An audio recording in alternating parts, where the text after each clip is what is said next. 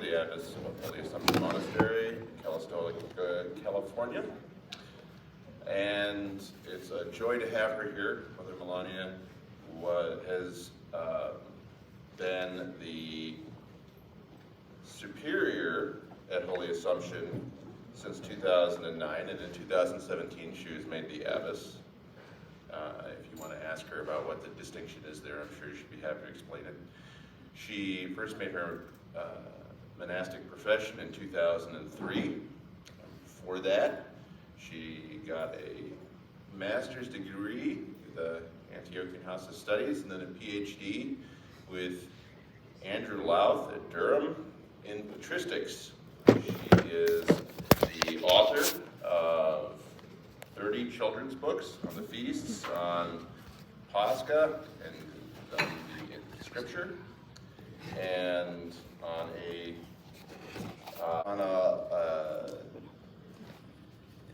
matter more germane. She is, according to the flesh, the sister of one of the senior priests in our archdiocese, Father John Salem, who's the pastor of St. Elijah's in Oklahoma City.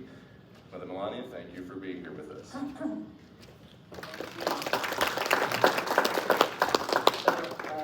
Some of you might know my brother. The joke in my family is that he looks just like me, except for he's tall, blonde, blue-eyed, thin, and male. And it really is true. It is pretty funny.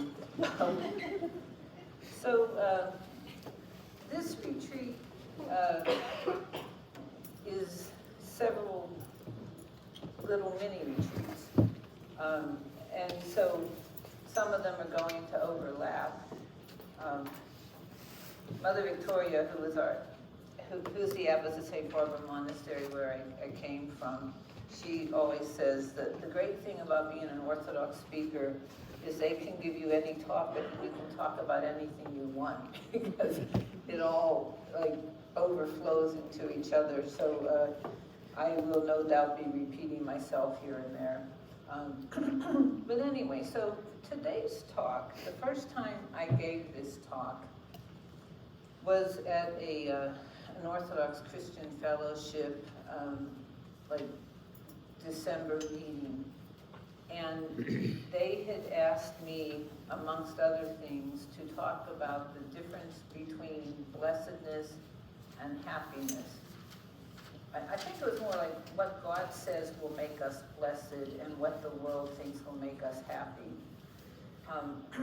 And the interesting thing about that is depending which translation of the Bible you're using, the Beatitudes are sometimes blessed are the, whomever, and sometimes it's happy.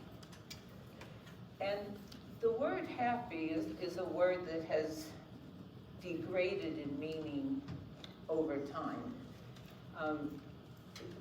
Happiness, like at an earlier time, like when the fathers were talking about the pursuit of happiness, they weren't talking about, make sure you can have your latte every time you want it.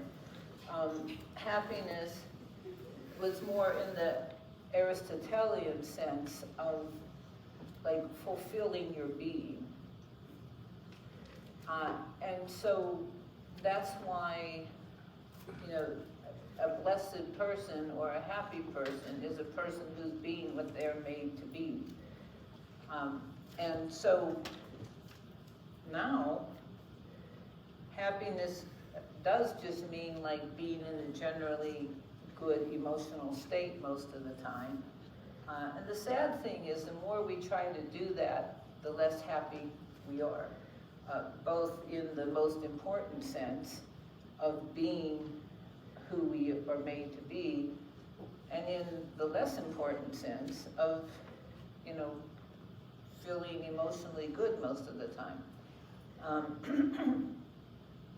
So what I have done up here is to take the Beatitudes, and this is going to be a quiz because it's not just that I'm lazy and didn't want to finish filling in the Beatitudes. It gives you a little bit of work to do too. And so we're going to look at what Jesus says will make us blessed, and what the world says, which is almost always the opposite. Okay, so you get to fill in the blanks, okay? So, blessed are the poor in spirit, for, don't talk all at once. Right, okay, theirs is the kingdom of heaven. So, that doesn't make a whole lot of sense to us in our culture who are always trying to make sure that people have high self-esteem. We have a friend who tells a story about her, one of her children who was in about 6th grade, and she had done something that was, not appropriate. And her parents gave her some kind of a discipline on that. And she looks at them shocked, and she's like, do you realize that you're hurting my self-esteem? It's like, yes, that was the point. The problem with self-esteem is it is usually not found on any reality. Years ago, I think this was before I became a nun, that I ran across this study, and I've been a nun since 1999.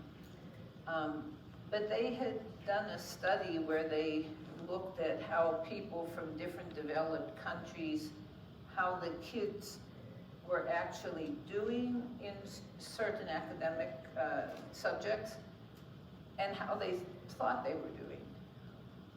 And the Americans were in the middle and a little lower than the middle in terms of how they were actually doing.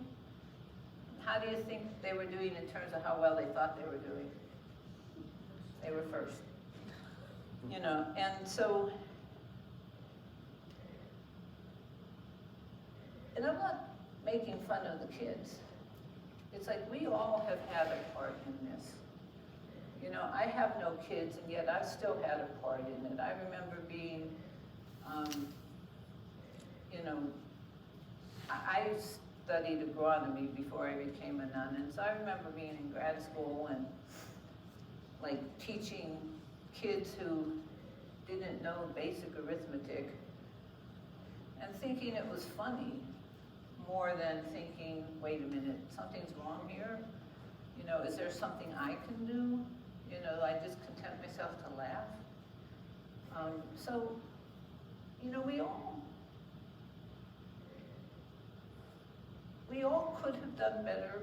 We all can do better now. We can't change what we've done. We can change, and we're not going to change, we're not going to get from 0 to 100 in 10 seconds. It takes a while. So we can all look and go, okay, our society is a mess. What little part of the society that's a mess that's right around me can I help with? And the first part I have to work on is me, right? But in doing that, how can I help? And so the thing about trying to give people self-esteem directly is it doesn't work. It's a facade over a ruined house.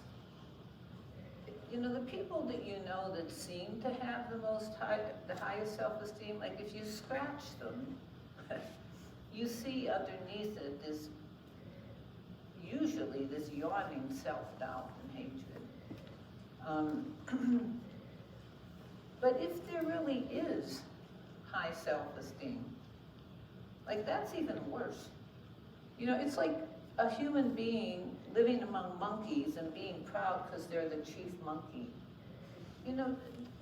To have a PhD and to have a Mercedes and to have a high-powered job, nice, but that's not what makes you human. Much, much better to be the janitor whom the children love. in school who run to him, that is a person that God is going to say, well done, thou good and faithful servant. And so for us to run this race that we're running of, trying to have all these things the world tells us are important, you may end up with some of them. But if you think that that's what's important, you're missing the point.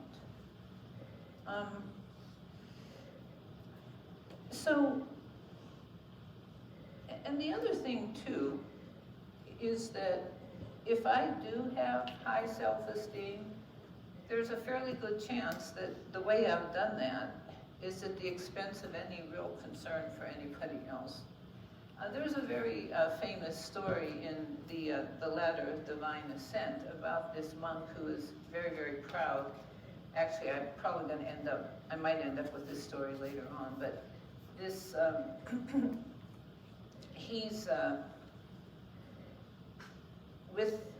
he's being treated really badly by these other monks, and it just doesn't bother him at all. And so St. John, who's always on the lookout to find some way to get a little closer to God, and is looking at this man and going, wow, that's amazing, he didn't flinch. And so he asks him, what were you thinking while they were saying all those terrible things to you? And he goes, it was just like the stinging of flies and the barking of dogs.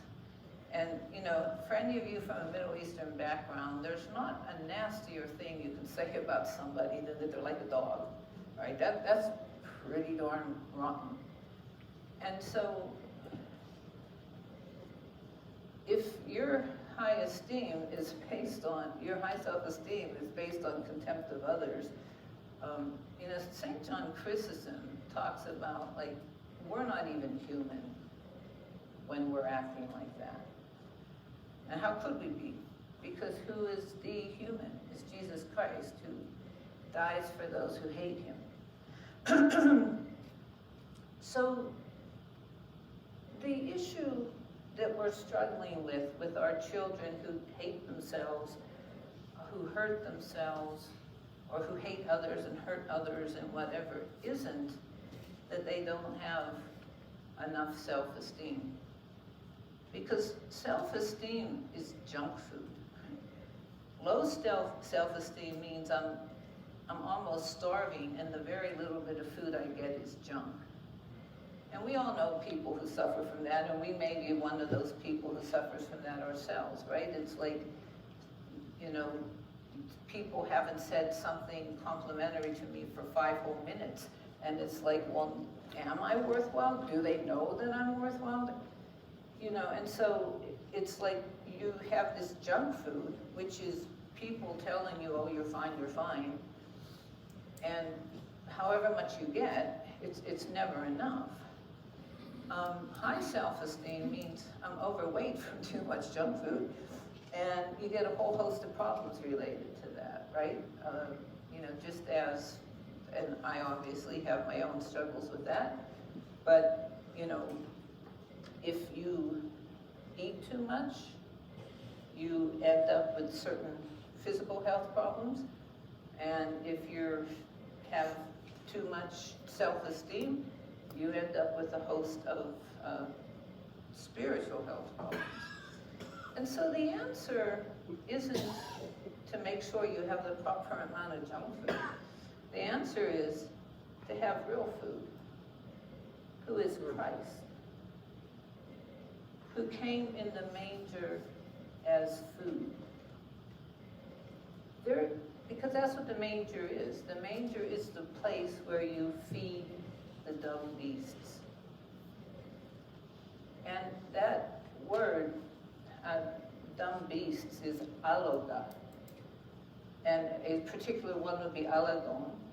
And Christ is the logos. And so the logos, the word, the meaning of all creation, because he is the word of the Father,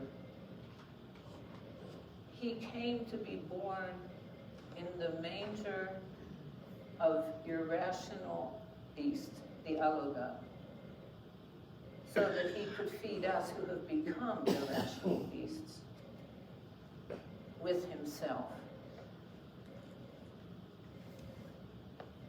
And only the poor in spirit can feed on Christ, because how can I be filled with Christ when I'm full of myself? So, what does it mean to be poor in spirit? This is an anonymous quote. I got a lot of these quotes. Some of you may be familiar with ancient Christian commentary on scriptures, and so I got a lot of quotes out of there, and some of them are just anonymous, and I haven't delved deep enough to know, where they got them from. But this quote is, "One is said to be poor in spirit when he has repented and become humbled like a child." And that has to be a voluntary decision. Excuse me.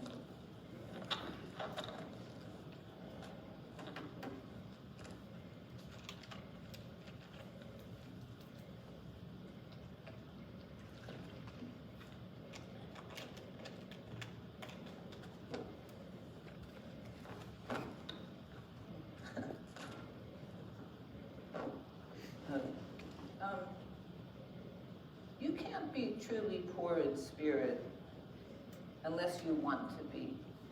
Like a person who has low self-esteem is not humble in spirit, because they would very gladly have high self-esteem if they could just figure out how to do it. And so a good gauge of how lowly of spirit we are is whether to what degree we have the fruit of the Spirit. Are we full of love, joy, self-control, and the other fruits of the Spirit, or are we not? And again, it's almost never 0 or 100. There's a lot of room between F- and A+.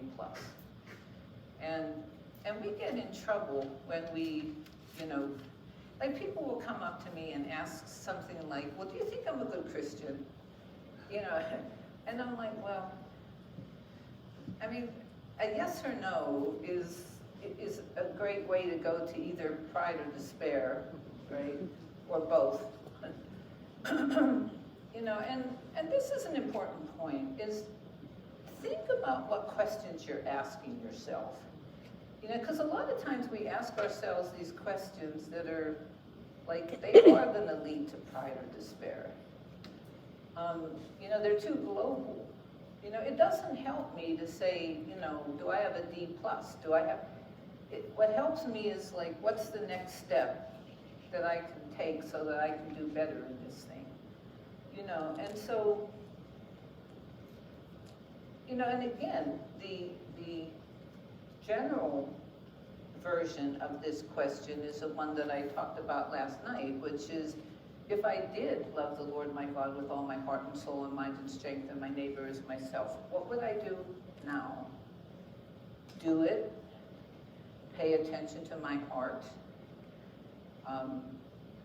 See the things in my heart that are really ugly because they're there, that are related to having tried to do the right thing.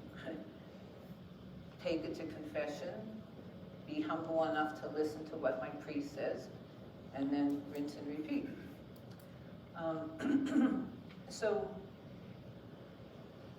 again, am I full of the fruit of the Spirit? Well, in a way, that's easy for me. No, I'm definitely not. But to stop there is despair. So it's like, okay, fine. So I'm not. I'm not going to be full of the Spirit tomorrow either, okay? But I can do something today to point me in that direction. Okay, so what are the rewards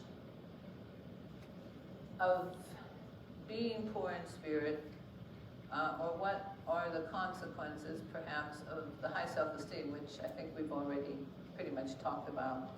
So the reward of being blessed in spirit is that you do gain the kingdom of heaven.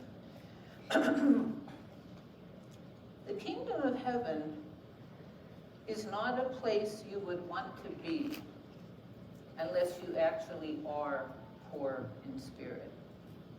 Can you imagine being in heaven, being around St. Paul, St. Peter, St. Nicholas, St. Luke, the Theotokos, and you're thinking, what about me?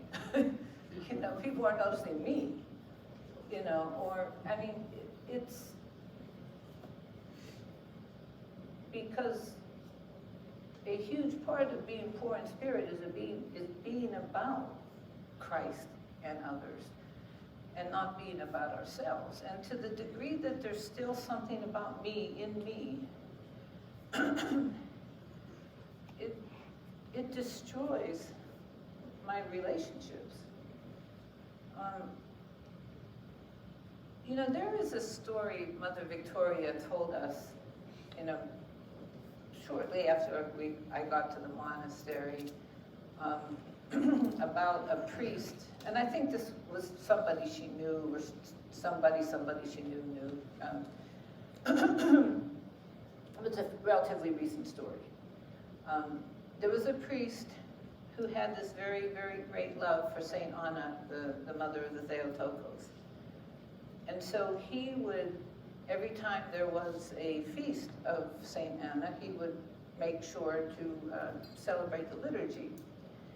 And so this one day, he's getting ready to, for the liturgy, and there's nobody else that he knows of in the church. And then he hears this amazingly beautiful woman's voice singing. There's like nobody like that in his choir, right? And so he's thinking like, who is this, right? And so he goes out, and it's the Theotokos. And he's like dumbstruck, and he's like, what are you doing here? And she says, you're honoring my mother. Where else would I be? And see, and then there's an amazing passage, in the Dormition feast, there's a little sub-feast that not everybody does, but it's it's very much patterned on the lamentation service, of Holy Week. And in that particular feast, in the hymns of that particular part of the Dormition services, it has Christ going out of his way to give honor to his mother. And see, this is the very air of heaven, is to give honor to others. So the Theotokos is, without any question, the greatest of all saints. And she goes to honor her mother, because where else would she be? And her son, who is incarnate God, goes to honor his mother, because where else would he be? And so this lowliness of spirit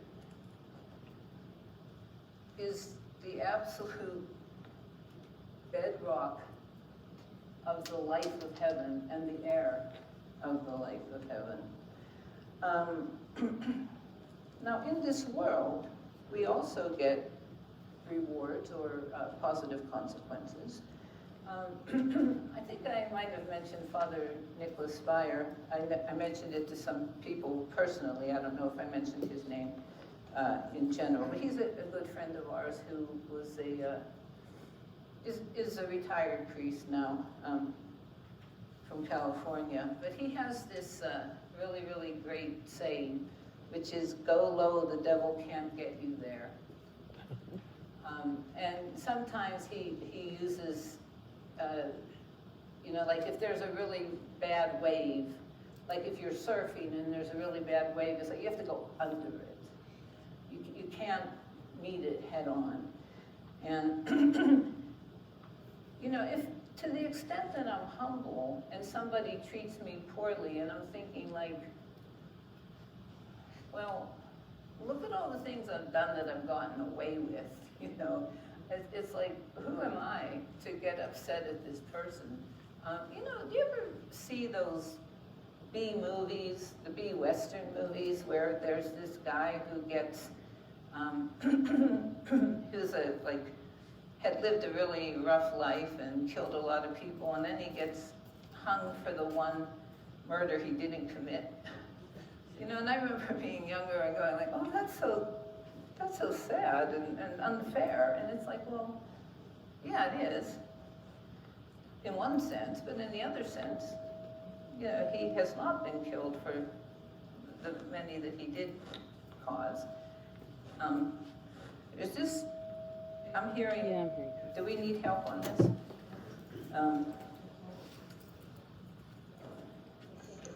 Oh, okay, maybe just turn that on. Or is there a way to turn it on? You know how to do that. Okay. How about that? Okay, I think that's. I think it's her microphone that she's wearing. Yeah, just that. Okay.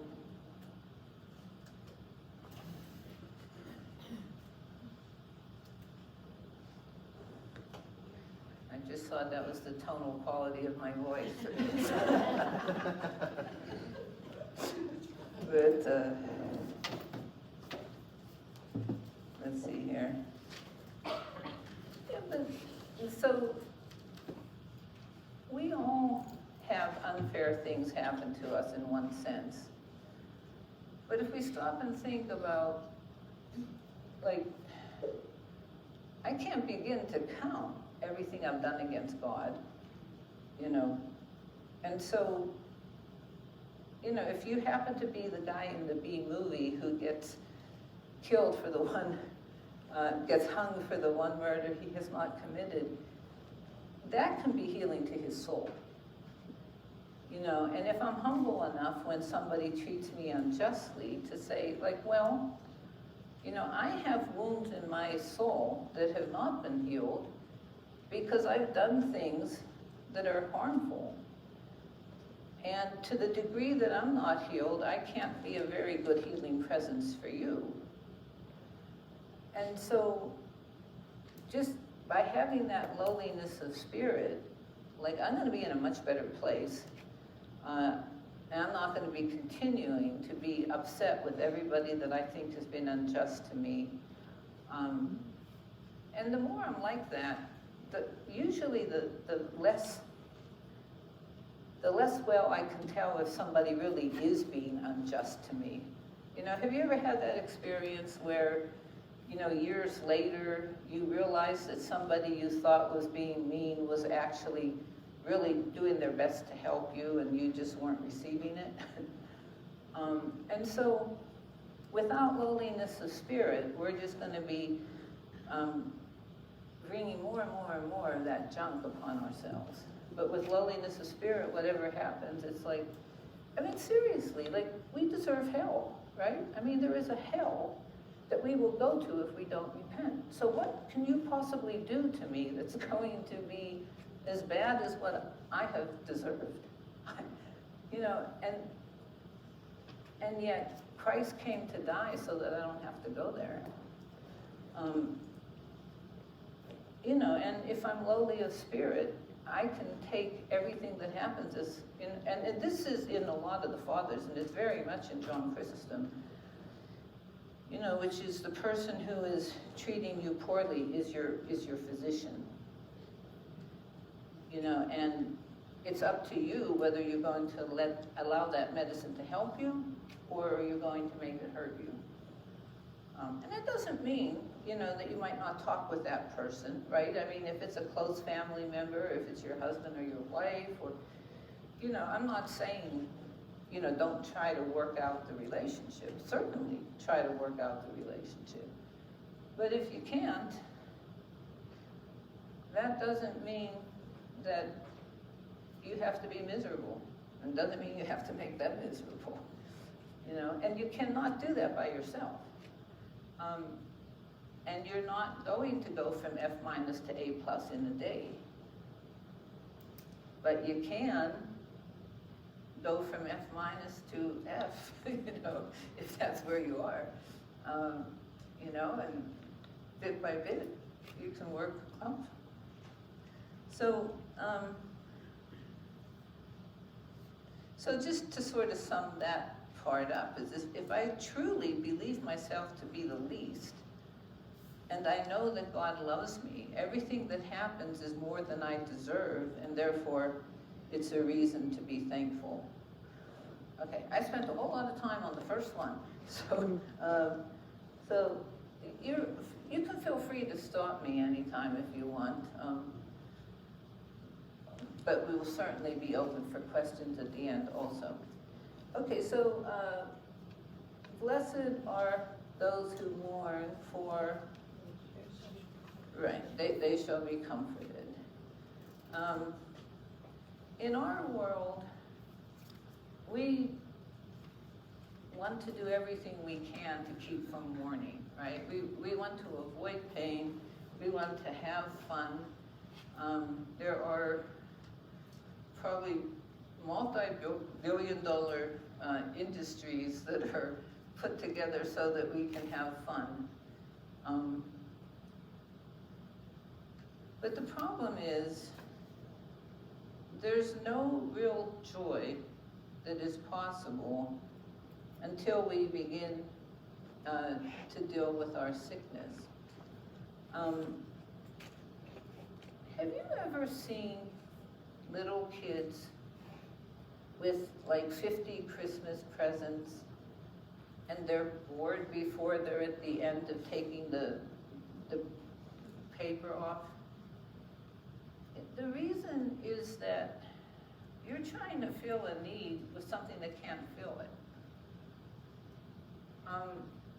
And so it's like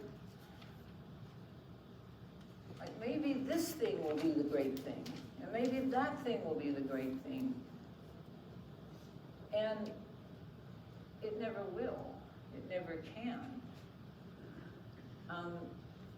Or like another metaphor is like it's cancer patients denying that they have cancer and just sitting around having fun. It's like if you grew up on a cancer ward and everybody that was, all the doctors and nurses and everybody else were all cancer patients, and you just, well, that's the norm, right? This is just what life is.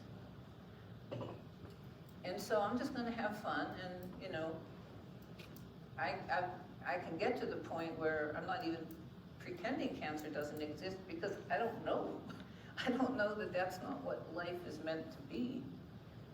But what if a doctor came in and said, all of you have this thing called cancer, and it can be healed, but it will hurt. If you had reason to believe that, doctor, then you would take the hard medicine and you would go through the pain. And so for mourning, it is, we start with mourning over our own sin.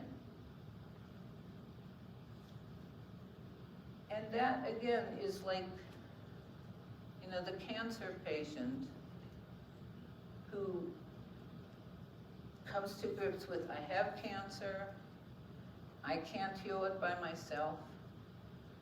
There is a better way, but that better way is through pain. But you come out of it and then you become whole. A whole that you didn't never even seen, because you've never seen a cancer-free person.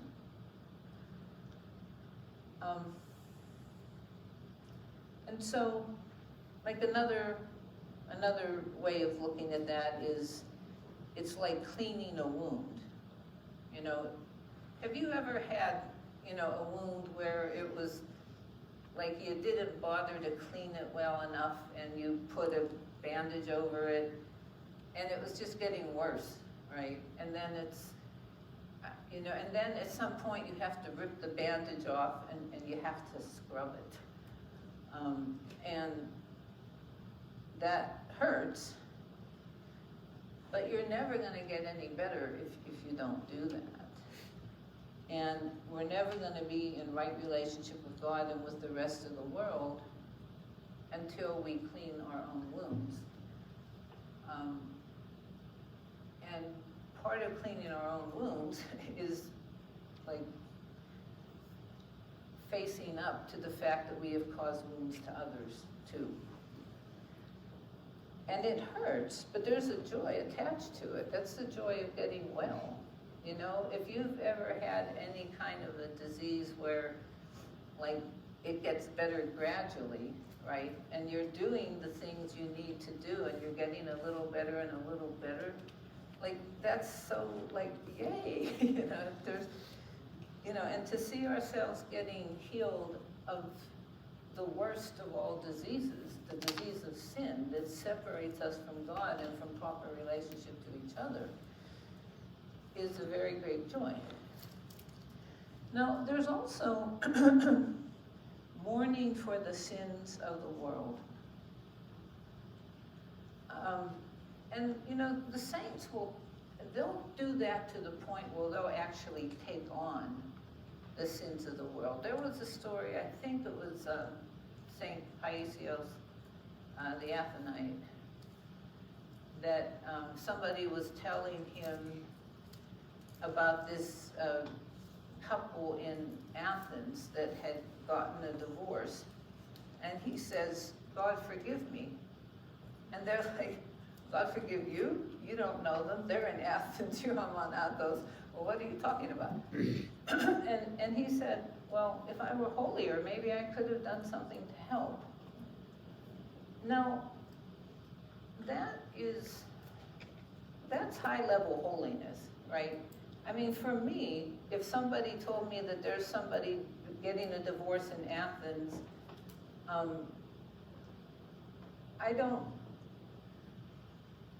it probably doesn't make sense for me to go like, oh, well, God forgive me, because if I were holier, I could help. It's like, that's true, but I'm not even holy enough to help the people who are right in front of me as much as I need to help them, right? And so that level, you know, of taking on the sins of others is high-level graduate student stuff in the spiritual life.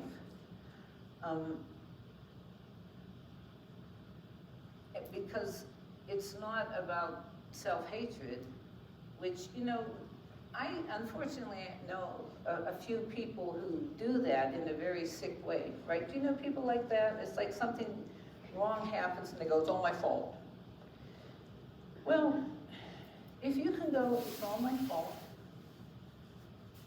and that brings the fruit of the Spirit, right? It makes you patient, kind, long-suffering, joyful. Go for it. That's exactly what you should be doing.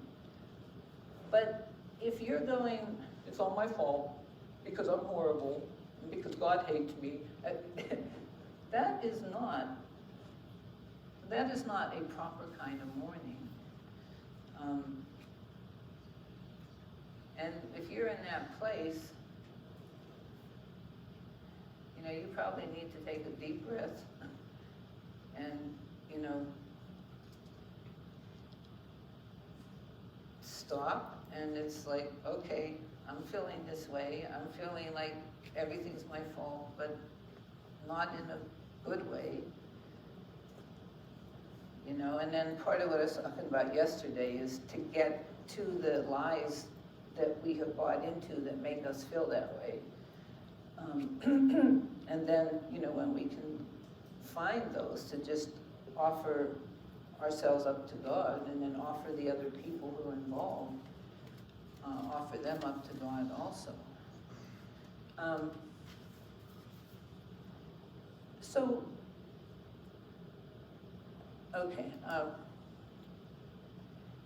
So there is a joy for those who mourn the sins of the world, because it's not hopeless, because it's bearing the burdens of others for the sake of the one who, out of love for us, bore our entire burden. So those who mourn properly for the sins of the world are entering into the passion of Christ, who for the joy set before him endured the shame. So I don't think most of us are ready to mourn for the sins of the world, mourn for the pain in the world.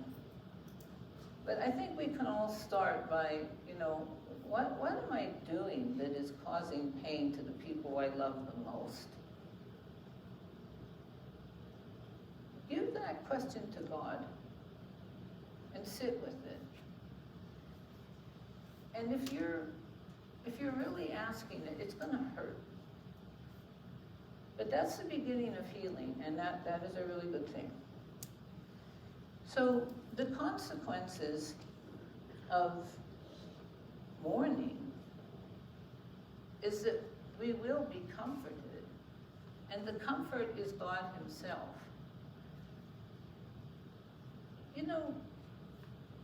I hope most of you have had the experience of a mother or some other maternal figure who, when you were in real pain, a hug from them was very healing, right? It didn't solve the problem, but it made you know that you're loved, that life is good. And so our comfort is Christ himself. And very often, he's not going to explain to you why what's happening is happening. Just like, there are times when you would go to your mother and she didn't have anything to say about why it's happening. But it was, especially when you're little, it's like the big people in my life love me and they're strong and it's going to be okay. And there's a joy in that. There's a joy in being hugged in your mother's arms. There's a joy being patted on the head by your dad, and sometimes hugged, but there's a love that's more typical of a mother, a love that's more typical of a father. And Christ gives us all that we need.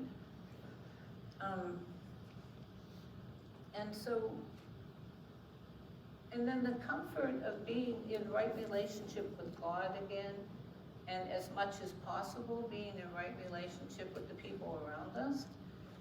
And sometimes that's slow in terms of healing the relationship, but if I can just start by going like, I definitely had my role to play in this brokenness. And then being humble enough to go to the person and say, what you've been telling me all along that I've been doing wrong? You're right. That's scary to do. And they may respond by, well, it's too little and too late. So I'm not saying like you do this and it's all gonna get better. I'm saying you do this and God has your back.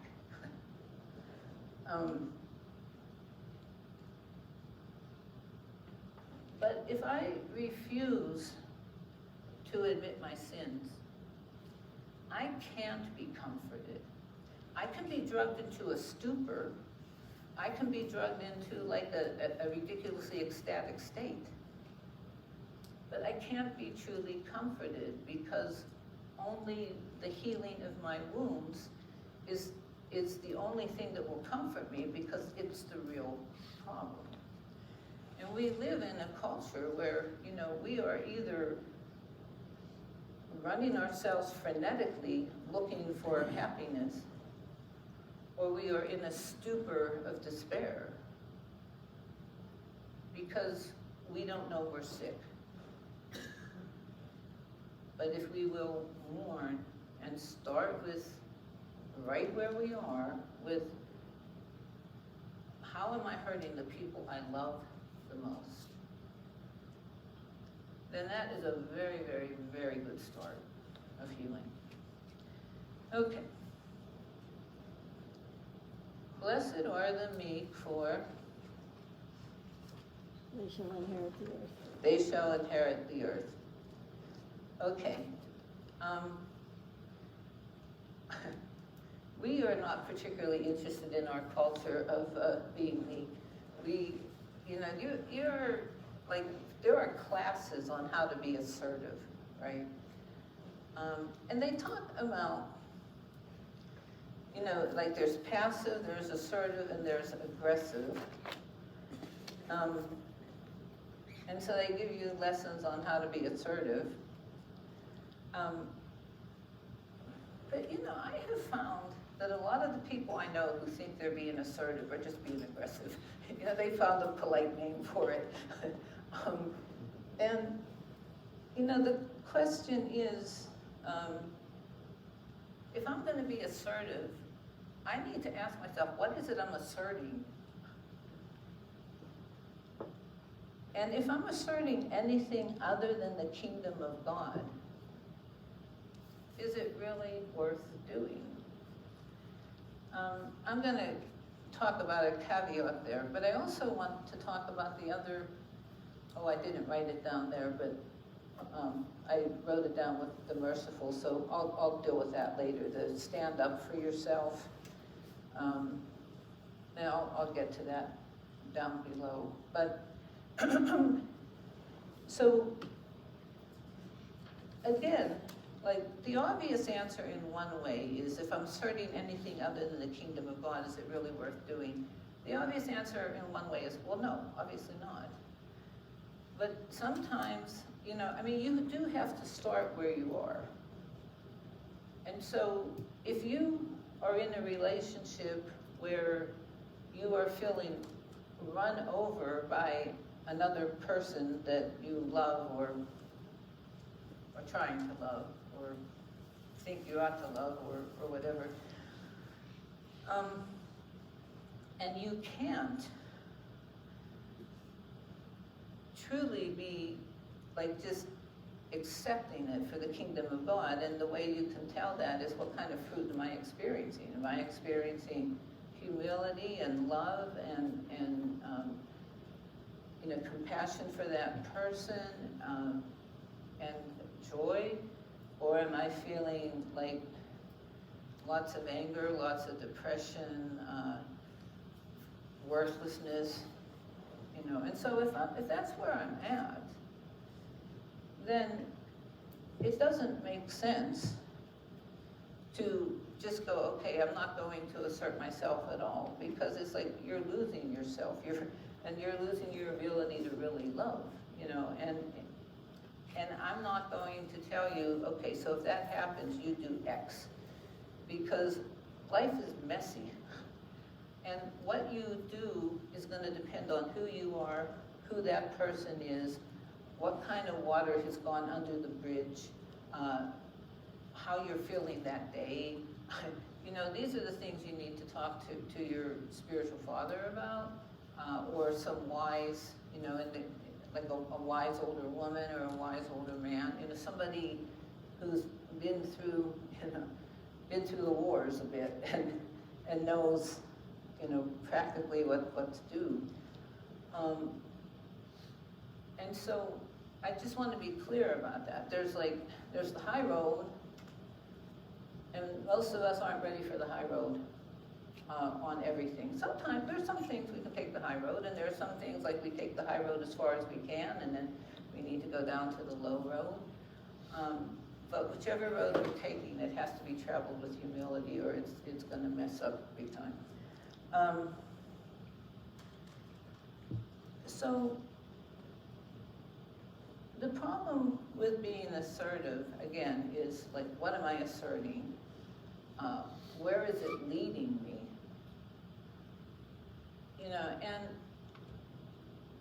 And there's always going to be somebody who's bigger, meaner, and better connected than I am, who can assert whatever he wants to assert, he or she wants to assert, better than I can. So this doesn't work all that well. So meekness.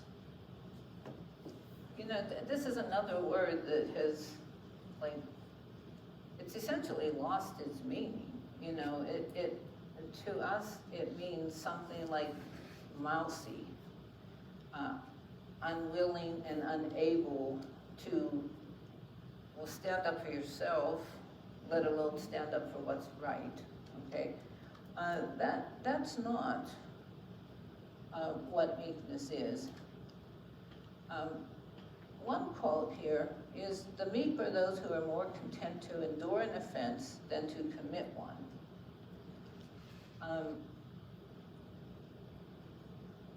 And again, that isn't the sick kind of way that many in our culture do, which is, okay, you know, I'm horrible and rotten and I'm just gonna let this person run over me. That's not what they're talking about. They're talking about somebody who is willing to enter into the passion of Christ. And so meekness, here's an example. Do any of you happen to have like a big old dog that is the family pet, and you've got a little baby, or you had a little baby, and that little baby could crawl on that big old dog, and it could tug its ears, and it could pull its tail, and the dog is in no way, no shape ever going to hurt that baby, right? They will, at the worst, they'll shake the baby off, right? And they'll go somewhere where the baby can't pull on their tail or tug their ears or whatever. Now, if a robber comes in, that same dog is going to rip that robber up. That dog is meek, because meekness is about knowing who and what to fight and doing it. And we fight the wrong battles. And so meekness, there's another, I don't know where this came from, but I've heard Jordan Peterson use it, but, and I looked it up. I don't see a father that used it, but maybe I just haven't found it. But meekness is a sheathed sword. And Christ is meek. Christ, who is hanging on the cross and being reviled by people who wouldn't exist if he wasn't giving them breath at the moment that they were causing him untold pain. That's meekness. So meekness is controlled strength that is controlled because of love.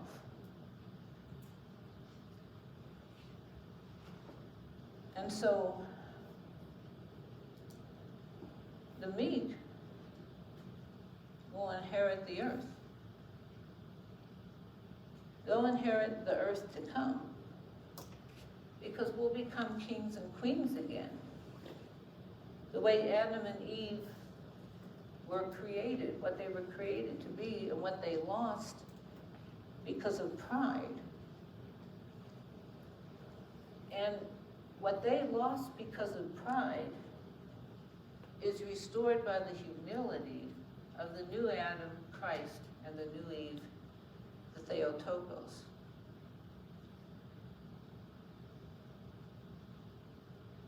But the meek also inherit the present earth. You know, if I truly understand that I am lowly, that I have hurt a lot of people, that I have far more than I deserve, then I can walk out the door and this whole earth is an astonishing gift to me that I didn't deserve.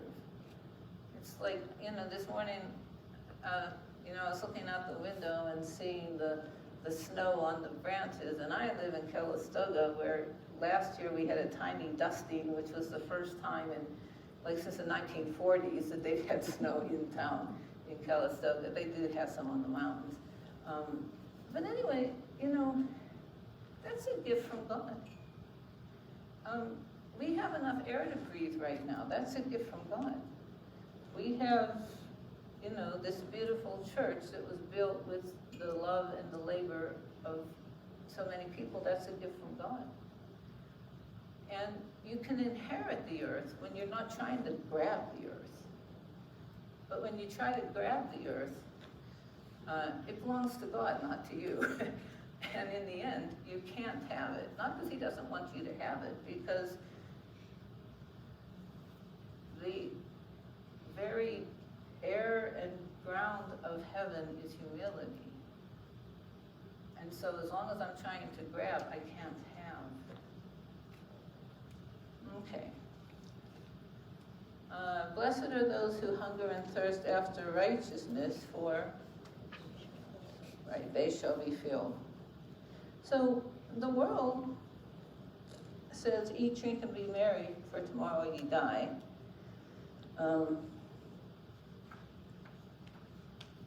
And if you want to do everything you can so that you aren't going to hunger and thirst, and to a certain degree, we need to do that, right? I mean, we need to make sure that we have enough to eat and enough to drink, and we certainly need to make sure our children do. But if in the end we have to choose between hunger and thirst in this world so that we can be filled with the bread of heaven and the fountain of life, who is Christ, if we have to choose, it's only because we're insane in our sins that that's a question of which way we're going. And so, on one hand, you know, our world is all about making sure you have enough of all this stuff, and then, you know, being merry in this very inconsequential way that is like the child who is, you know, bored before he finishes taking the wrapping paper off of the presents, because that's not real life, it's not real worth. And we become more and more and more desperate. Like, maybe the next thing is going to be what gives me meaning. And the meaning only comes in Christ, who is our righteousness. And then the other side here is, what do you mean hunger and thirst after righteousness? Like, I am righteous. You know, it's like I cross all the T's and dot all the I's. I'm in church every single time that the church doors are open. I fast, and I don't even eat Trader Joe's chocolate during Lent, unlike some of you, you know, puny, you know, just whatever. And it's really easy to do that as an Orthodox Christian, you know, because there's all these rules. And if you don't understand what the rules are about, it's really easy to play that game. You know, it's like, I've checked all the boxes. It's like, okay, but have you loved the people that you don't have a very high opinion of? Have you not just given to the poor, but sat down with a homeless person and eaten with them and found out their story and found out that you're a super wimp compared to them because you would have probably killed somebody if you'd been through what they've been through?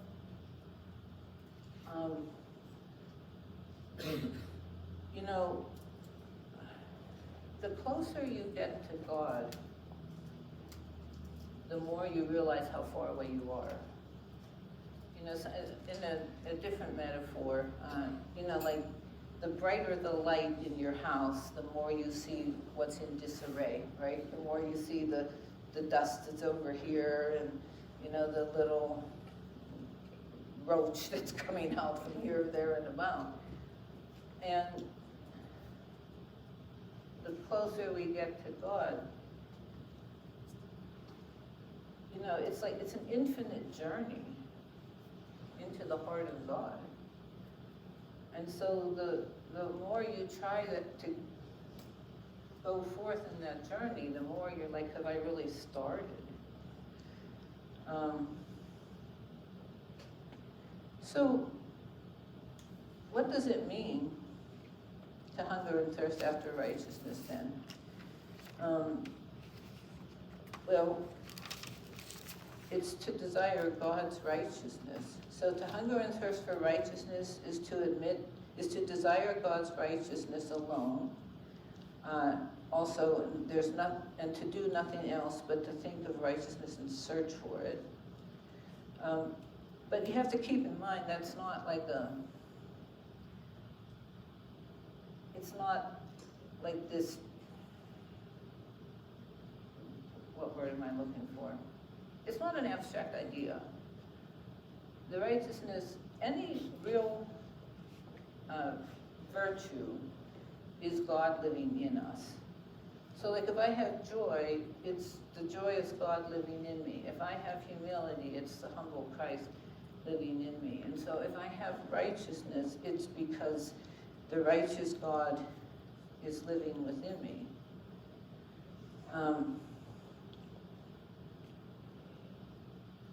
Another thing is that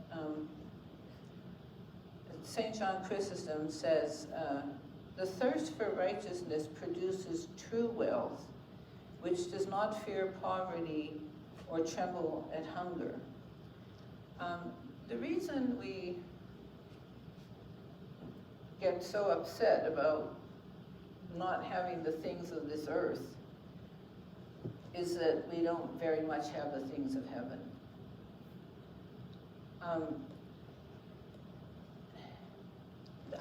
One time I was reading a book by Temple Grandin, some of you may know who she is, and in the book she was talking about this procedure that had been done, like, I don't know when, the 30s or 40s or whatever, in the 1930s or 40s, where there were people who were like having incredible pain, like horrible pain. It was just driving them crazy. And they cut whatever it was, the nerve or whatever it was in the brain that allowed them to focus on the pain. I mean, it had other side effects. It probably kept them from being able to focus very well on anything else. So, you know, they're not going around cutting people's brains for pain anymore. But the thing that was so fascinating was it didn't change the amount of pain stimulus that was coming in. It changed how much you could focus on it. It made it almost impossible to focus on it. And these people went from like going out of their minds with pain to asking for an aspirin. And when I read that, I was like, that's the martyrs. The reason the martyrs were able to go through what they did and sometimes laugh at it, you know, like St. Lawrence, you know, it's always his story, right? They're basically cooking him alive on a griddle, and he's like, turn him over, he's done on this side, you know, and like, that only makes sense if you're so focused on Christ that these earthly things become like not nothing, but not much. And so if we are hungering and thirsting after God, the more full we get of God, the more we have to hunger and thirst for him, because he's infinite. There's never going to be an end for that. And so it's not like hunger and thirst after righteousness until you get righteous and you're good. It's like, you know, we, in our morning prayers, you know, in the prayer of St. Macarius the Great, he's praying like, I've never done anything good. And the reason he can pray that and still be St. Macarius the Great, not St. Macarius the pretty decent, is that he knows the one who is good. And the closer he gets to him, he's not going like, I'm a complete total mess and nobody will love me, nobody ever can love me. He's seeing the one who is good. And he's looking at his own life and he's going, I haven't started, but there's nothing more I want than to know him better. And I'm far from that myself. And I'm not going to be there tomorrow.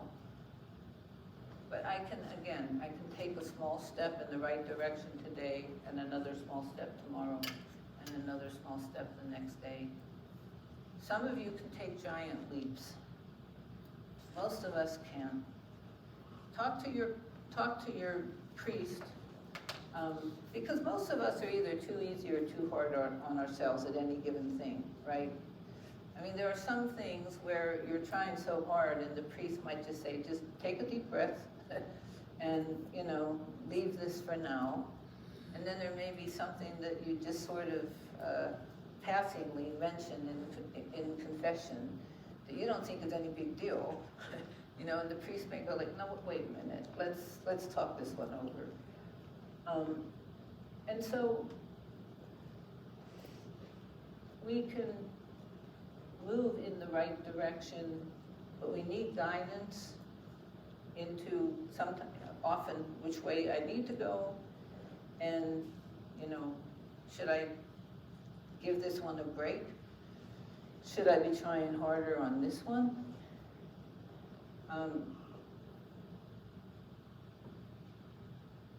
I did my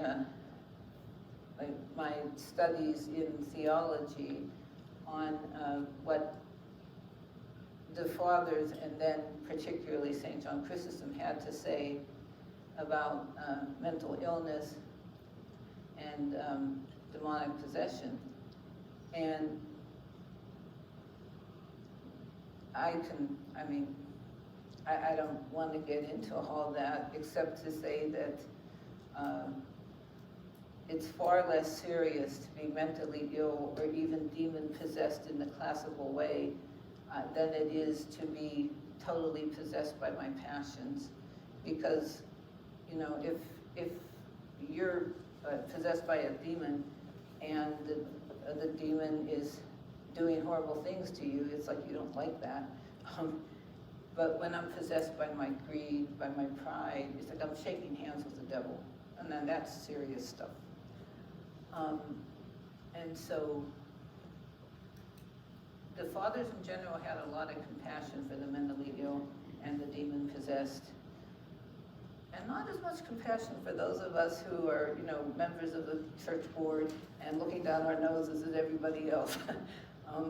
Because one of the things Chrysostom says is like, we're sick while in health, we're raving while sane. Those aren't the exact words, but that's the basic idea of it. So anyway, my point of bringing that up was like, the more crazy I am, the less aware I am of it, It's like, if I'm just a little bit crazy and I say something that, the rest of you realize is like, like I'll see it, right? I'm going like, I said something and these people I respect are like grimacing. I'm like, oh, okay, maybe I'm off a little bit. But like the crazier I get, the more assured I am that I'm perfectly fine. It's the rest of the world that's gone mad, And so that's why we need a spiritual father, because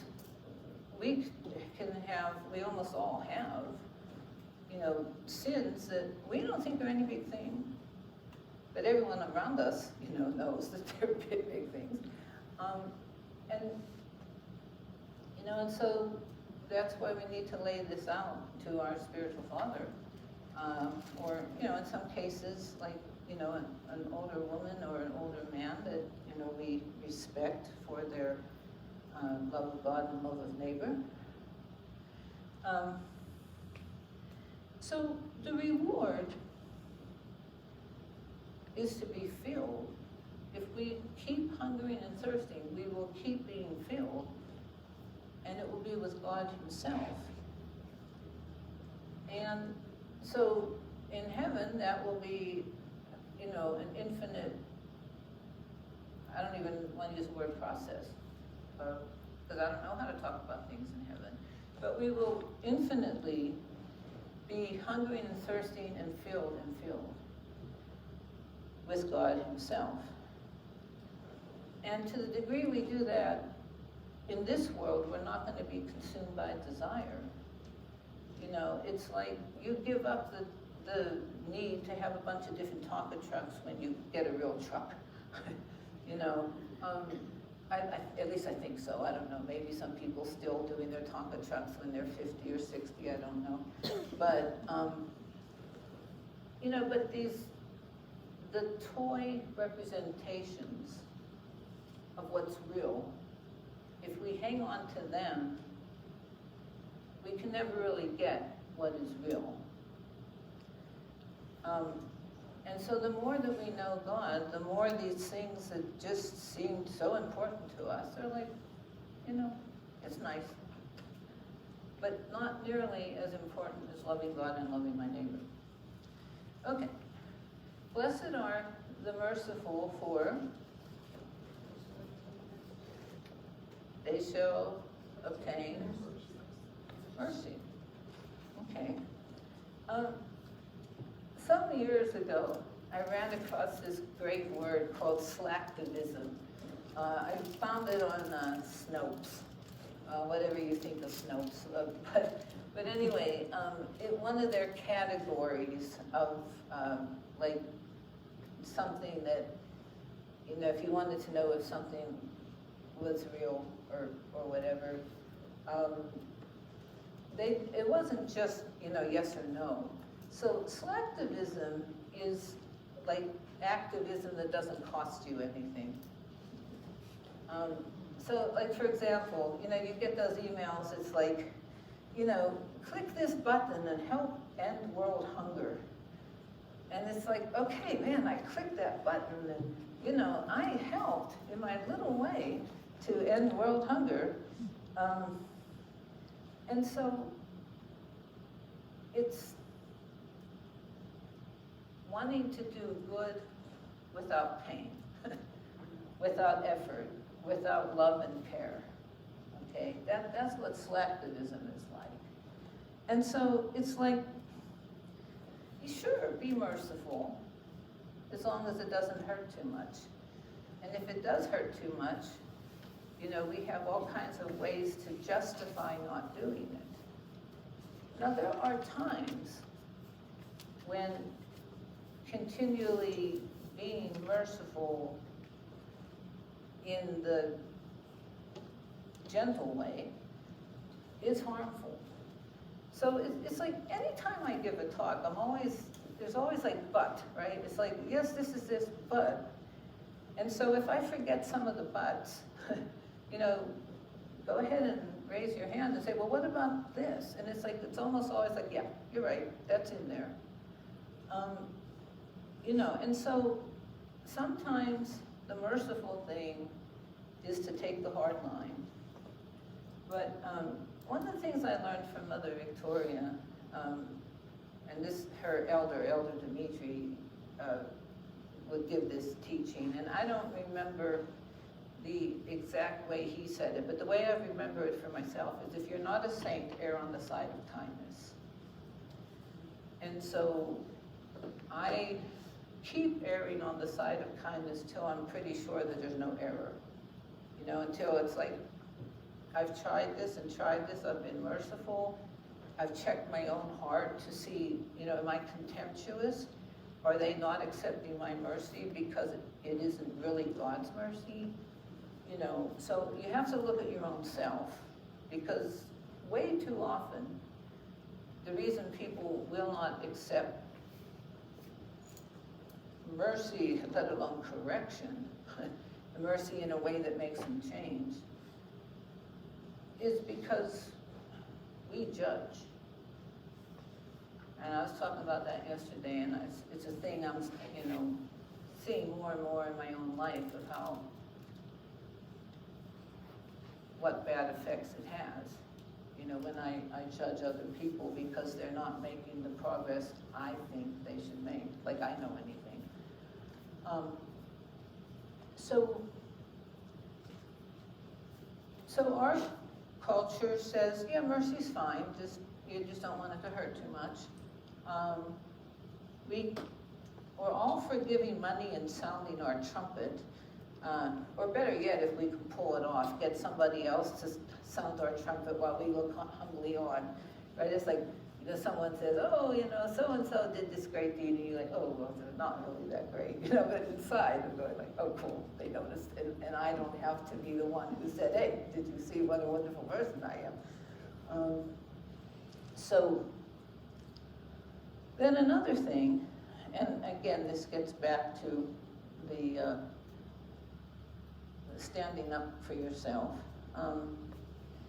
We're told, make sure nobody takes advantage of you, be assertive, define your boundaries, and stick to them. And there's a place for this, and those of you who have been in Al-Anon, like if you're in a relationship with an alcoholic, you do have to define your boundaries, because unless you are a total saint, you're not going to know exactly what to do in every given situation, and you're going to be pulled down, by your own inability to handle the sickness of the other person and just your own stuff. But the problem, I think, with that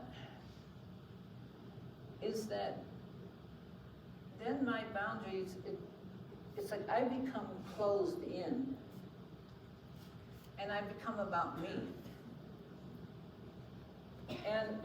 And the way I see it, it's like there are times that I have to define my boundaries, but it has to be in a certain amount of repentance that I'm not a loving enough person that I can't take the slings and arrows, in a loving way.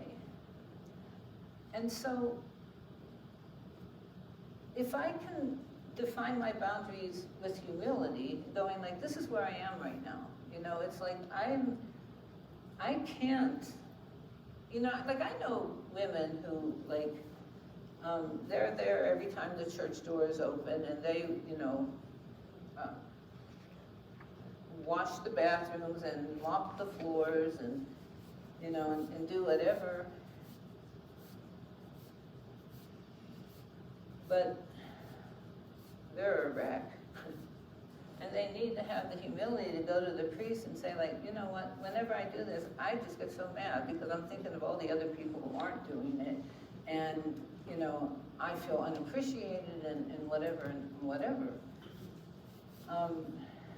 It is better to be humble enough to do that and come up with something that's not going to make you crazy than to keep opening yourself up to a point where you fall apart.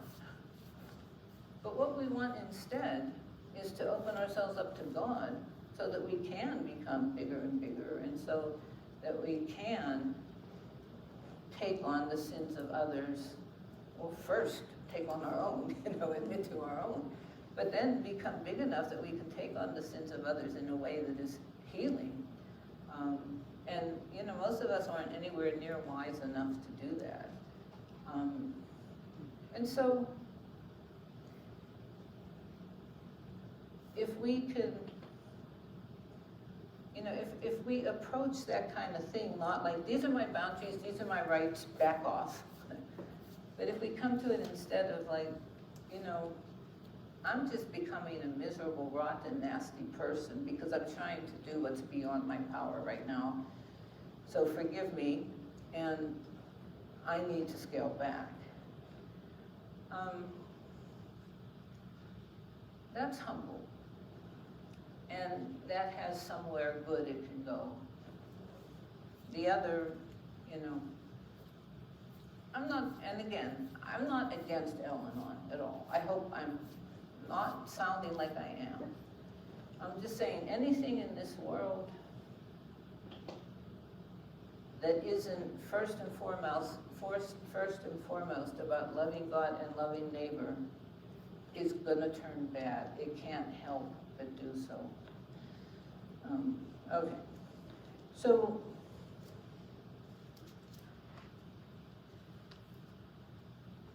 St. Augustine says, when you hear the voice of a beggar, remember that before God you yourself are a beggar.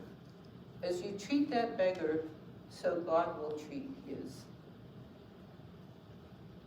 And we feel that way, right? We feel like there are people who are beggars and they're taking from us, demanding from us what they didn't earn. But I am a beggar on the complete mercy of God. I mean, it's like the fact that I can sit here and judge you for trying to get something from me that I don't want to give you. The only reason I can do that is God sustains me. And so I'm a beggar from God every second of my life. And if I realize that, it's like, well, okay, I can pay him back a little bit with a little bit of love to the people that he has put around me.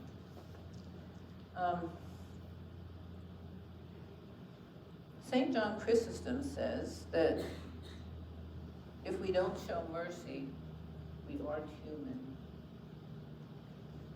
How could we be?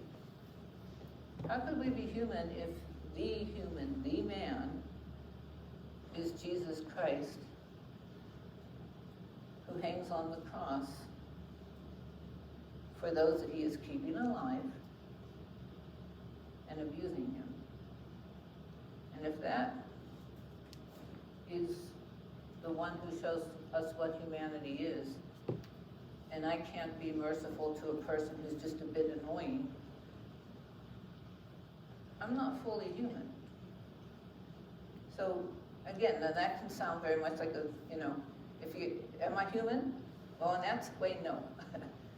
But the question is, okay, how do I get slightly more human today? How do I show a little bit of mercy? Maybe I can't show a lot of mercy to this person who I hate, but maybe I can be a little merciful to somebody I love but who tells the same story 100 times a day. Maybe I could just listen to them and look for what it is that they're trying to tell me in that story that they tell 100 days. Let me look for the person. Start with something small. If you try to start with something big, like if you start trying to be really, really, really, really kind to somebody that you have a terrible relationship with and that you never talk to, like that will usually backfire, right? It's like, what are you doing? Who is this person in the place of this person I know, right? And so, I mean, again, this is the thing you need with your specifics to talk to, somebody wise about how to go about it. But, when people have come to me and told me about situations where they're like deeply estranged from somebody, I'm like, well, why don't you just send them a card saying, thinking of you, and if you can't say love, so-and-so, like love Mary, just say thinking of you, Mary. Start with something small enough that there's a chance it will be taken, and something small enough that you feel like you can actually do it and not feel like a complete and total hypocrite. It's okay. It's called the ladder of divine ascent, not the pole vault. You don't get from heaven, to heaven from here all in one leap. You do it step by step, and that's okay. Okay. So the reward is that we get mercy for ourselves. The reward from God is much greater than that received from others for any human acts of goodness. That's a quote from St. John Chrysostom. And we become more godlike and more human. And we show love for, as we show love for Christ and our brother. And again, that's what happiness meant before we, devalued that word. Happiness is becoming and being who you are, who you're made to be. And so if I become merciful to those who despise me, and I'm bit by bit getting more and more like that, then I am happy in that deep sense of happy, of that deep satisfaction of I am who I am made to be, or I'm at least on the way. Okay, so where are we? Did I miss something? Merciful. Oh, I made a mistake here. The pure in heart. I don't know how I messed that up. All right. Okay. Blessed are the pure in heart, for what? They shall what? Okay. Good try. They shall see. They shall see God. Right. Okay. I have them in front of me, so I have the cheat sheet. Anyway, yeah. Anyway, sorry about that I wasn't paying attention. So blessed are the pure in heart, for they shall see God. And wait a minute. I'm still messing up. Did I miss something? Wait a minute. Let me see.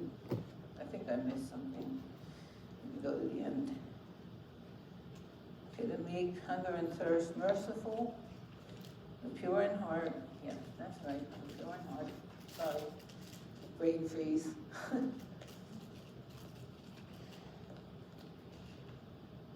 Yeah, for they shall see God.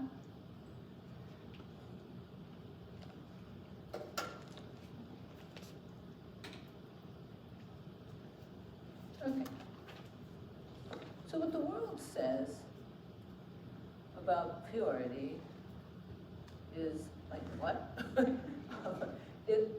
We have this idea, everything goes as long as nobody gets hurt, right? Well, that would be fine, except that sin always does hurt somebody else, and in a sense, everybody else. It's like putting a virus into a body, if one part of the body accepts it, and it doesn't get, isn't rid of soon, then, it is going to affect the whole body one way or another, and just the effort that you have to go through in the body to get rid of the virus affects the whole body. And so, there's no way I can sin without affecting others. Has anyone here ever dropped a brick or something like that on your toe? And did you say, on the whole, I feel good? Or did you say something that you can't repeat in front of a nun and a priest? Two priests. Because I asked a friend of mine who's a medical researcher about this, and she said this is true. It's like, if you hurt yourself, a signal goes out to the entire body saying, we are hurt. And so when I sin, it affects the people nearest to me. And that affects the people near to them, and it spreads out. And in some way I don't understand, because of the oneness of human nature, like it affects all human nature and all creation. And like, that's a really good reason to go hide in a hole and never come out again, isn't it? Well, it would be if the body that we belong to isn't Christ's body. Because before he said, let there be light, he knew every way I was going to mess up, every person I was going to hurt. And he has taken that all in and used it for good, without it becoming good. I mean, the things I've done that are bad, but I can keep going forward because I know that God can take that and use it as the ground to make good come. And so that's alive from hell, that everything goes as long as you don't hurt anybody, because unless you mean everything that doesn't hurt anybody, in which case you're a saint, and that's great. And then there's just sort of this idea of purity is boring. Like, whatever purity is, why would you want that? And I remember being in high school, and I don't know, that the conversation at the lunch table came up about what heaven would be like. And one of my friends was, she said, as far as I can tell, like, heaven's gonna be like a big prayer meeting, and like, that sounds like really boring to me.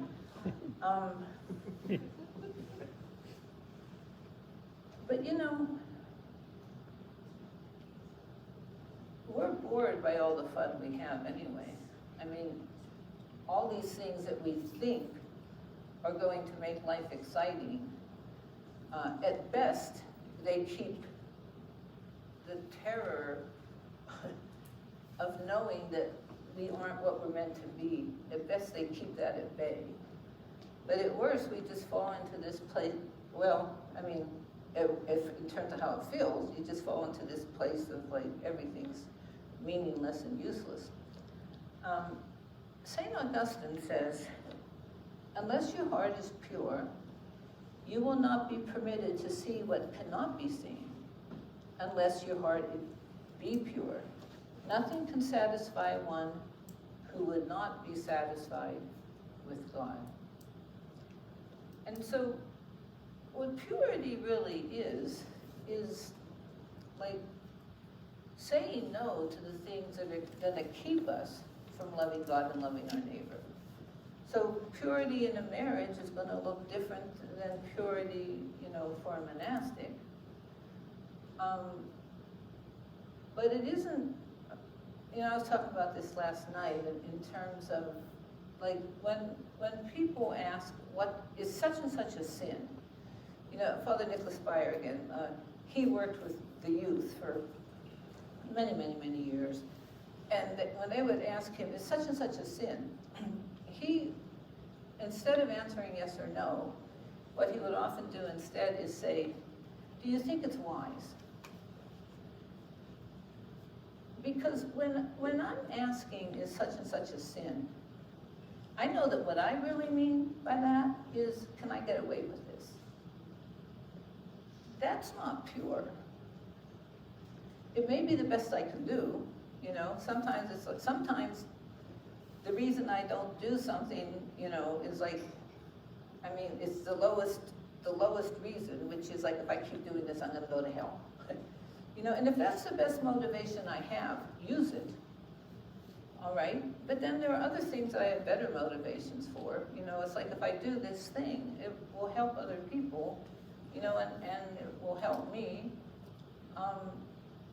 And then occasionally, I can come just to, well, I love God and I love these people and I just want to do this. And sometimes we make the mistake of only going for the highest motivation. But St. John Chrysostom, he has this basic idea that the way I remember it is, don't try to motivate people with what ought to motivate them. Motivate them with what actually will motivate them. Okay, so if I'm not pure enough that everything I want to do is just out of love of God and love of neighbor, then I'll take the highest motivation I have at the moment. You know, and sometimes the highest motivation I have at the moment is to make people think that I'm a better nun than I am, you know, which is pretty bad. But at least it'll help me to, you know, not do the bad thing, and then I can go to you know, our confessor and say, like, you know, I mean, I know this is a pretty rotten motive, but that was the best I had at the moment, you know, and then you go onward. So So there is humility in, working off of the highest motivation you actually have, instead of reaching for something and fooling yourself into thinking you have it. Okay, so I'm going on a lot, so I'm going to skip a few things. So, so the reward is to see God, and again, like St. Augustine said, unless your heart is pure, you won't be permitted to see what cannot be seen. Unless the heart be pure, nothing can satisfy one who would not be satisfied with God.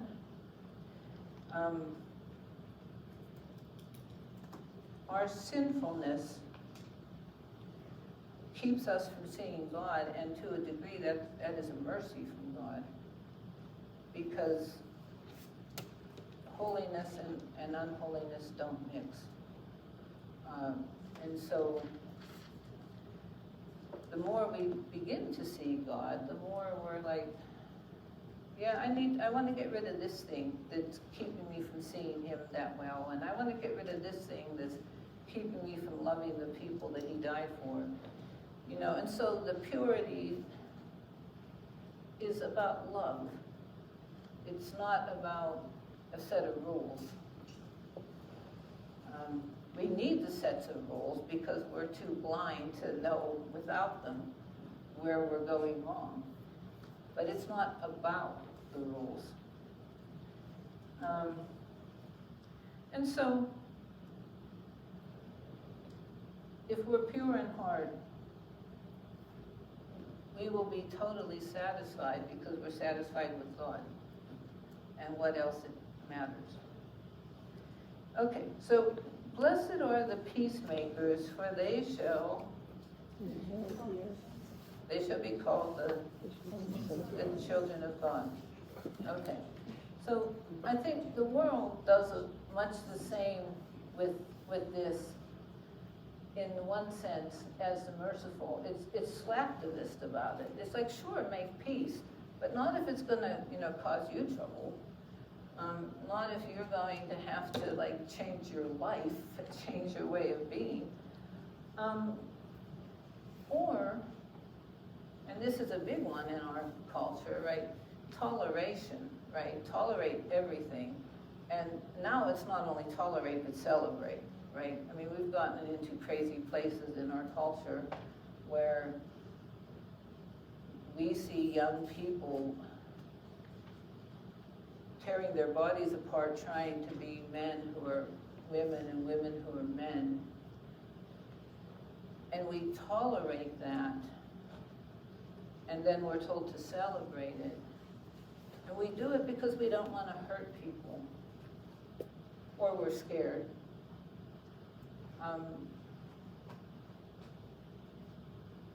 And I have a very close family member who is a young woman who thinks she's a man and has, taken measures towards that. And so I'm not saying this like, I can't imagine why people would do that. It's like, I sort of can imagine why people would do that, but even if I can't, this is somebody I love, somebody I don't want to see hurting. And I talk about this, I give talks about this, and I'm very upfront about it. As a speaker, as a family member and friend, or whatever,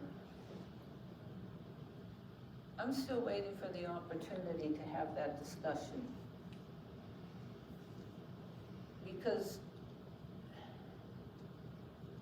our culture has told certain people that the core of their being is their sexuality, or their belief that they are the wrong sex, or that they have no sex, or they have some combination of them. And so when we tell them that they're wrong, we are telling them that they have to tear up what they have come to believe is the basis of their being. And who in the world is going to listen to me if they don't know I love them? And how different people do that is different. And this is just me, who am an imperfect person, talking about this. But practically speaking, when you're talking one-on-one, if they don't know you love them, start by letting them know you love them. And that isn't just saying I love you, that is whatever needs to be done, acting in whatever way that needs to be done. And this is where you want to talk with your priest. And he may say, why don't you talk to this very wise Christian counselor I know.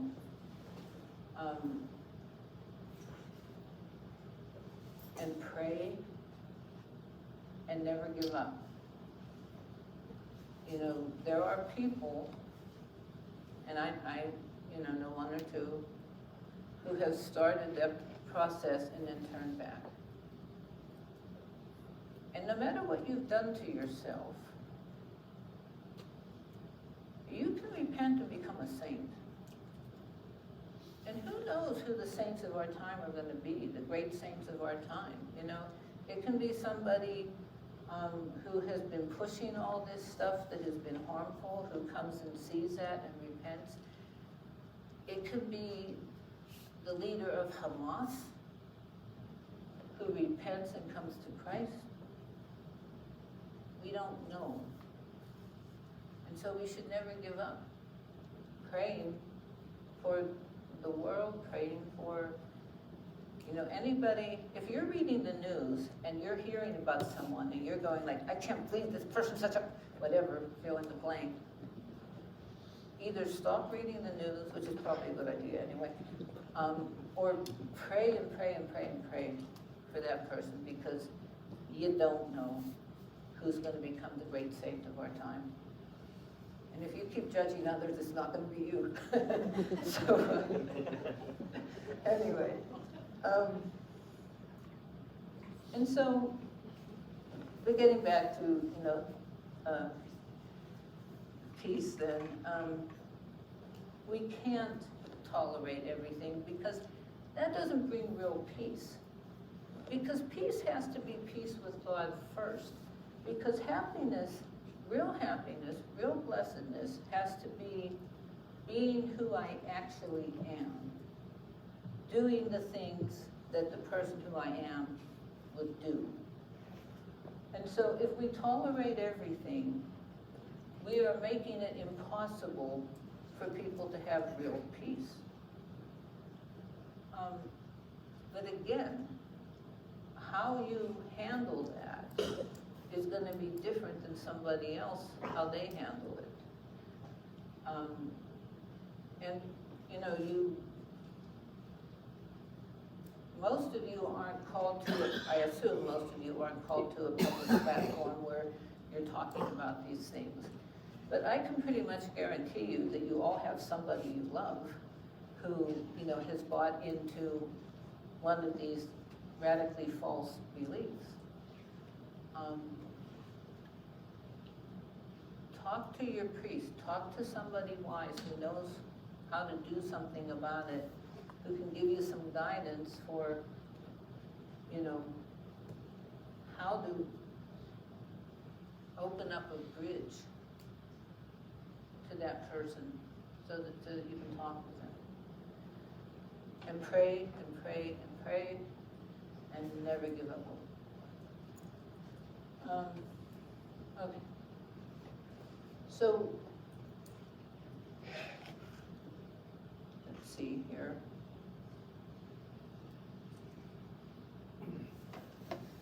So there's an interesting thing. I have a lot of quotes here, and I'm taking, I think, more time than I intended. I know I'm taking more time than I intended to. But this is one I thought was interesting.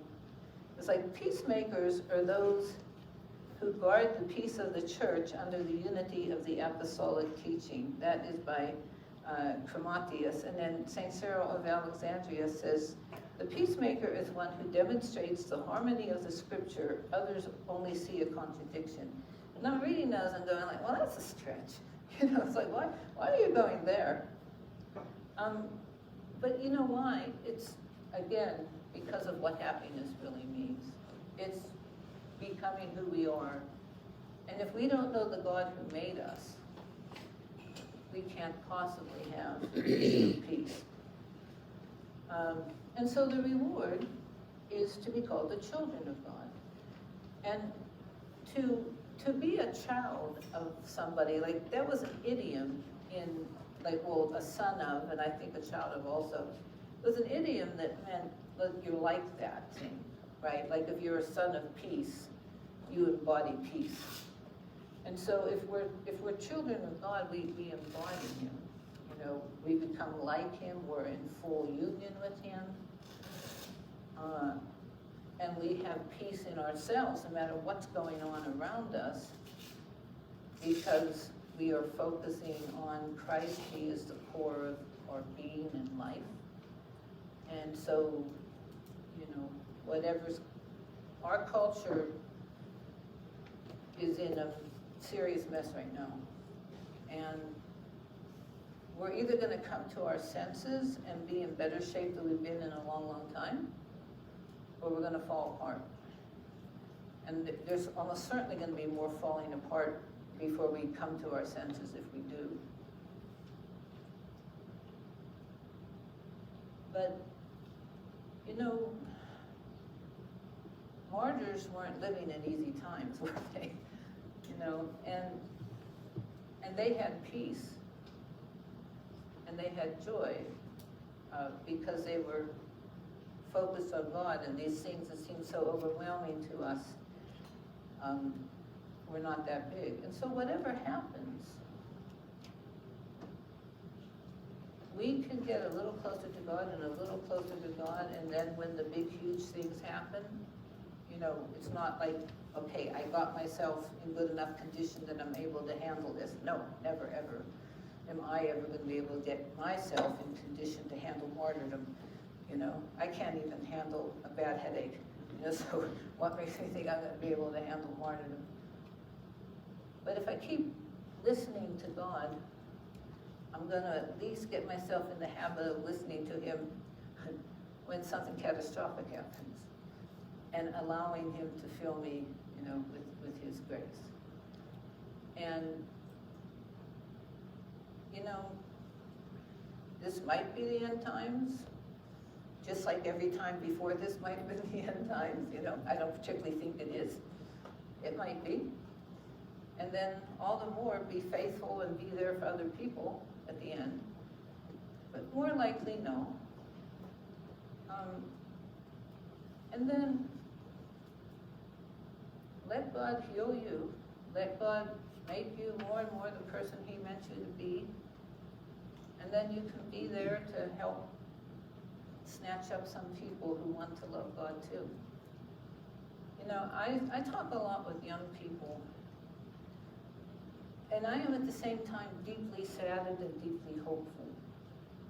I'm deeply saddened because we've shamed men who want to be men, and young men who want to be young men, and we've shamed young women who really all they want to do is raise a family. And I don't think everyone has to do that. But we've shamed them. And we've taught men that it's wrong or bad to be a man. But, you know, I've heard from priests all over the country that there's tons of young men coming in now. You know, because this world has turned its backs on them. And they need reality. And I talk with these young people, and you give them the least little bit of hope, and like their eyes light up. It's just amazing. So I think we need to be very realistic, you know, we're living in a crazy culture. But, I mean, God specializes in taking the worst things and making them the ground for the best, right? That's what the crucifixion is. What's the worst thing you can do? To kill God. And he takes that, and he makes it the ground for restoration. And so God's going to restore us. I don't know what that's going to look like. I don't know what my part in it is exactly going to look like. But we can all play our parts, and we can hope. Because peace is in the one who is our peace, not in trying to put together the pieces of a thing that is breaking. It's going to break, and it's either going to, through repentance, become something much more beautiful than it ever was, or it's just going to completely break. And then whatever happens, God knew before he ever said, let there be light. And so, I mean, for me, it's just like, there's something peaceful in a weird way about knowing that there are things going on that there's nothing I can do about. You know, it's like, I don't have to save the world. I can't save the world. I can't save me. I can't save you. And so I'm not, you know, I don't lie awake at night wondering how to save our country or save Western civilization. It's just like, okay, God, you know, I can't even say no to the third chocolate bar. You know, it's like, let me start there, and let me pray a little bit more. Let me be a little bit kinder to the people that you have put in my trust.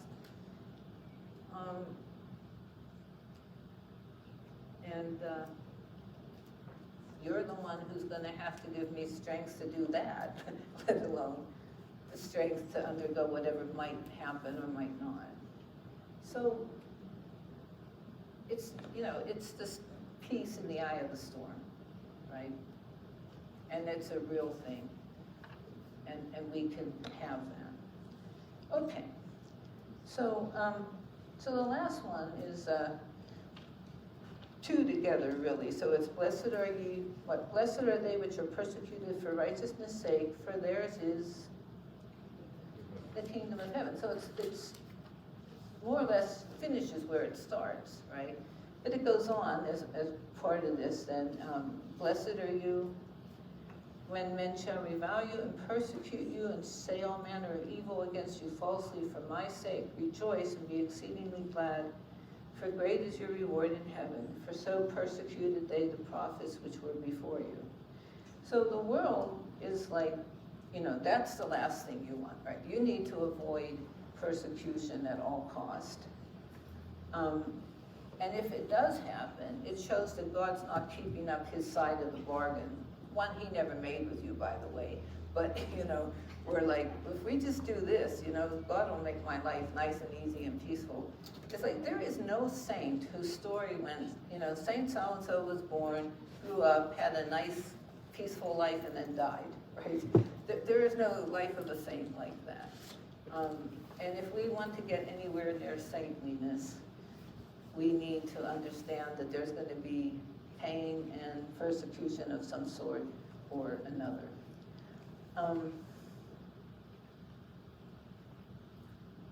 And it keeps us from growing Christ-like if we will not accept persecution, because how can we be like him if we refuse to drink his cup? So St. Augustine says, those who undergo persecution for the sake of justice are given grace to endure the hardship without anxiety. I'm going on too long, so I'll stop there. But the reward is the same as that for the poor in spirit, the kingdom of heaven. Because you can't truly be persecuted for righteousness' sake if you're not poor in spirit, because you yourself will not be righteous. You know, and righteousness isn't that you're keeping all the rules. Righteousness is that you're in right relationship with God and the world. And if I'm not poor in spirit, I'm all about me, even when I think I'm about others. And that brings joy unshakable. Because if you are in the kingdom of heaven, living in the kingdom of heaven while you are living in this earth, it doesn't matter what's going on outside, except for to pray with love and tears for the people who are experiencing it. So I am going to stop there. This isn't where I usually finish it, but I can put the rest of it in another place, and I've gone long. So, comments or questions? I have, Francis and I have microphones, so please raise your hand if you have questions, and we will come to you.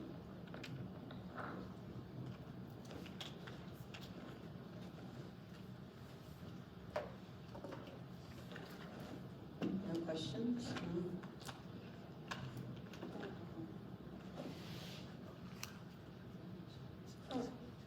I see, thank you. Okay, we were going to start session 2 at 11 and then have lunch at 12:30, but lunch is actually going to be here in about 25 minutes, so Okay. we could break now, have lunch in the midst of that, ask Mother Melania questions if you'd like, and then start a little bit earlier for session 2 if that works. Do you want to do that? Yeah, it's all fine. Okay. Thanks. Okay.